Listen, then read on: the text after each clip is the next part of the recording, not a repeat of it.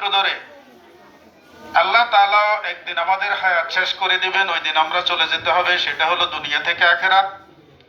আর দুনিয়ার মধ্যে আমরা যেখানে আছি তার নির্দিষ্ট একটা টাইম আছে, রুলস আছে। টাইম এবং রুলসের পর যেতেই হয়, এটাই নিয়ম। আজকে আমি বিশেষ করে আমাদের জনাব শহীদুল্লাহ পাটোয়ারী সাহেব, উনি অসুস্থ অবস্থায় আছেন, সেই কারণে স্যার আসতে পারেননি। আমরা অনুষ্ঠানের পরে আমাদের একটি শিক্ষক প্রতিনিধি দল ওনার কাছে যাবে, আমরা আমাদের শ্রদ্ধাগুলি ওনাকে জানিয়ে আসবো। আর উপস্থিত আছেন আমাদের জানে আলম স্যার। স্যার আমারও আগে প্রতিষ্ঠানে এসেছেন, যখন প্রতিষ্ঠানের খুব দুর্দিন ছিল। এই প্রতিষ্ঠানের এখনো আলহামদুলিল্লাহ অনেক সুদিন।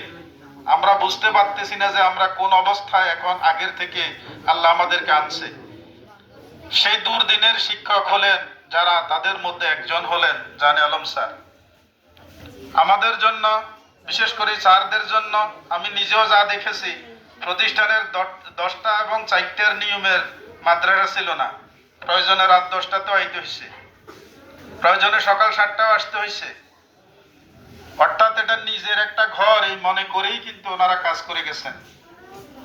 শুধু এখানেই শেষ তা নয়, নিজের বেতন নেওয়ার আগে চিন্তা হলো মাদ্রাসার কোথায় কি লাগবে, আগে সেটি। এই সদস্যগুলোর মধ্যে যিনি, তিনি হলেন জানে আলম স্যার একজন। আমরা দোয়া করব স্যার আজকে এই বিদায়ের সময় আমাদের আসলে অন্য কিছু আর দেওয়ার মতো নেই, একটি আছে, আমরা ওনার জন্য দোয়া করব। স্যারও যতদিন বেঁচে থাকবেন, আপনি আমাদের মাঝেই থাকবেন, আপনি ইনশাল্লাহ সবসময় আসবেন।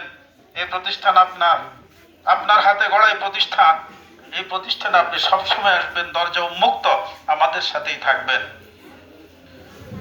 ছাত্রছাত্রীদের উদ্দেশ্যে বলছি, আমরা এক এক করে এই যে শিক্ষকরা বিদায় নিয়ে যাচ্ছে, আবার তোমরা লেখাপড়া করে এগিয়ে এসে আবার এরকম একটি পদে তোমরা অধিষ্ঠিত হবে, এরকম একটি লক্ষ্য তোমাদের সামনে অবশ্যই থাকা উচিত। সবাই হয়তো শিক্ষক হবে না, কিন্তু যেখানেই যাবে এরকম একটি কর্মক্ষেত্র লাগবে।